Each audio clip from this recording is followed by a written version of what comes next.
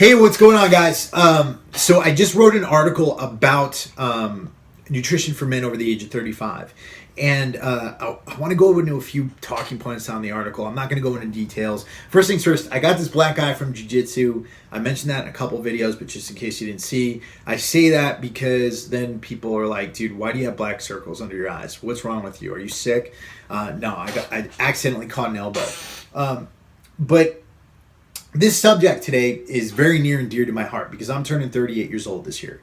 And I got to tell you, it gets harder as you get older. I'm not saying that it gets harder physically. I'm not even saying that there's a problem with willpower. But you have to put more work into things. You know, I'll give you an example. When I was a kid, I was able to eat like a whole pizza by myself. I could eat 10 hot dogs and it wouldn't affect me, right? I would feel fine, and I wouldn't get fat. I look the same. Today, if I do something like that, then one, I'm probably going to get sick. Two, my ass is going to jiggle for a few weeks afterwards, right? It's a lot harder. One of the reasons for this is your insulin sensitivity starts to go down as you get older. And so when that happens, your ability for your muscles to take up glycogen also goes down. And that means that if your muscles aren't able to take up that glucose, turn it into muscle glycogen, then that glucose is more likely to get stored as fat.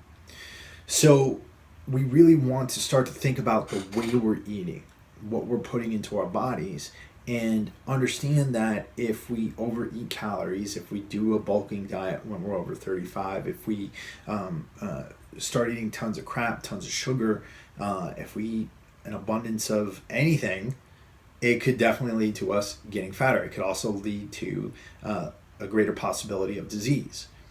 So one of the things I recommend for older men, particularly men over the age of 35, is intermittent fasting. I don't recommend this to everybody, and I don't actually even talk about it much here on this channel. I've talked more about ketosis, but intermittent fasting is actually a technique that I use. And basically the way I set it up is I don't eat breakfast. I don't around like maybe 10 or 11 I'll have a cup of coffee and I'll have some butter and MCT oil in it, and then I'll make sure that I've trained, and I won't eat up until 2 p.m. And then around 2 p.m. I'll have my lunch, and that night I'll go to jiu-jitsu practice and I'll come home and I'll eat another meal. So I eat all my meals within a certain window.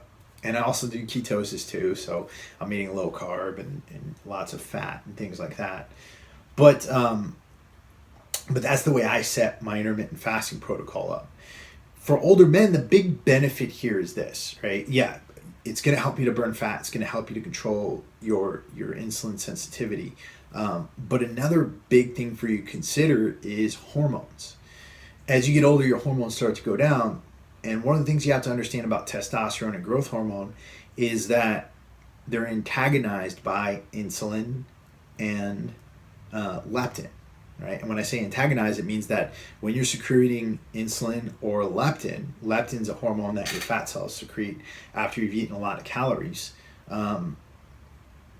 then you're not secreting testosterone or growth hormone at a rate that's as great as you could. So if you constantly have insulin or leptin floating around your bloodstream because of overeating, then you're not secreting testosterone or growth hormone, like I said, at a level that you should be.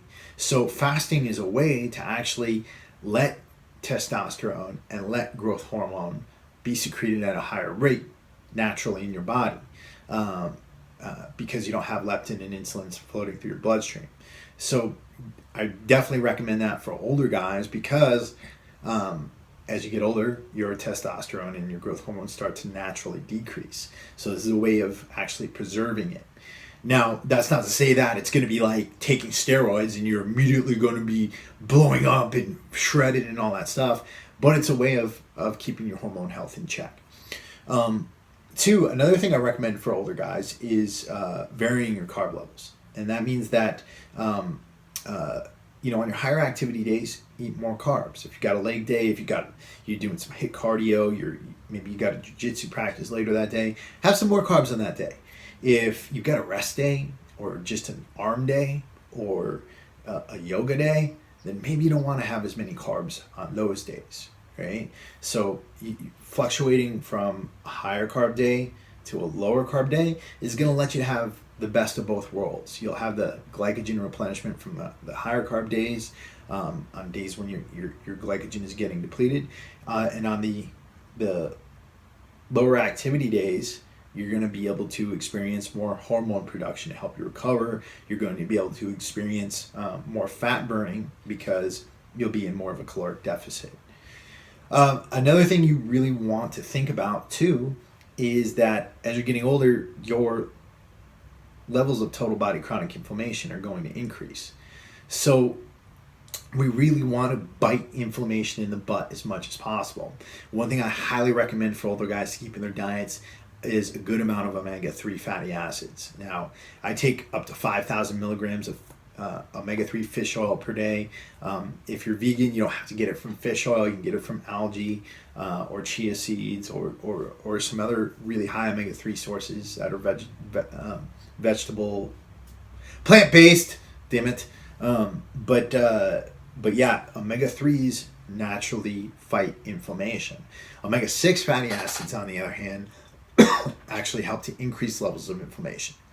They're important for us because you need some inflammation to survive, but at the same time, a lot of the food we eat, the processed food that we eat, is made up of plant seed oils and plant-based oils and all this hydrogenated stuff. That's all omega-6. And so because we have so much omega-6 in our diet, levels of inflammation are starting to get out of control. So one way of combating this is, of course, to remove all that prepackaged processed shit that has all omega-6 fatty acids in it. But the other way is to keep your ratio of omega-3s to omega-6s higher, and you get that through supplementation, and of course eating fatty fish, eating things like chia seeds. I think spinach has a lot of omega-3s in it, walnuts, things like that. You also really want to take care of your digestion. The reason why you want to take care of your digestion is because inflammation in your gut can affect it can make you extremely uncomfortable, but it can affect every other part of your body. Your brain and your gut are connected via a very long nerve called the vagus nerve, VAGUS. That's why you get butterflies in your stomach when you're nervous. And your immune system is actually housed in your gut. So what happens is, if you're eating food that you can't digest properly and it is going through your intestinal tract, it is likely going to cause some inflammation, some damage. And because your immune system's housed in your gut, you have to remember that in some places in your tract, in your intestinal tract, the immune system's separated from the contents of your intestines by a single cell. And if that gets permeated, if that barrier gets damaged, and those food particles get in there, that can cause a whole host of things like food intolerances, allergies, and a lot of inflammation. And that inflammation can lead to brain disorders, Alzheimer's, dementia. That can lead to cancer. That could lead to diabetes. It could also lead to heart disease. So we really want to take care of this. How do you do this? You take care of your gut by eating fermented foods, things like sauerkraut, kimchi, coconut kefir, kombucha. Those are all things that can help to populate your gut with healthy microbacteria. And the reason why you want those healthy microbacteria in there is because if they're not there, then the less friendly bacteria, the bacteria that helps to cause diarrhea and constipation and gut inflammation, that can seriously throw a wrench into your digestion game. The other thing that you really want to make sure of is that you are soaking foods that are not very digestible. So nuts, you really want to soak nuts. Almonds, Brazil nuts, the larger nuts, macadamia nuts, you want to soak them for different periods of time to increase their digestibility. Otherwise, those undigested food particles can cause damage there in the cell lining of your intestinal wall. And vegetables, you want to make sure that you are at least partially blanching them or steaming them. Again, because vegetables tend to be harder to digest. Seeds, same thing, you want to be soaking them. Grains, you want to be sprouting them, and you don't want to be eating bread that hasn't been sprouted, or from grain that hasn't been sprouted. So these are just a few tips. I didn't want to get into too much detail, but it ended up being a 10-minute video anyways. But there's a lot more there in the article. I'm going to link that below. You guys take a look, and I hope you're all doing well this weekend, and I'll talk to you soon. Peace.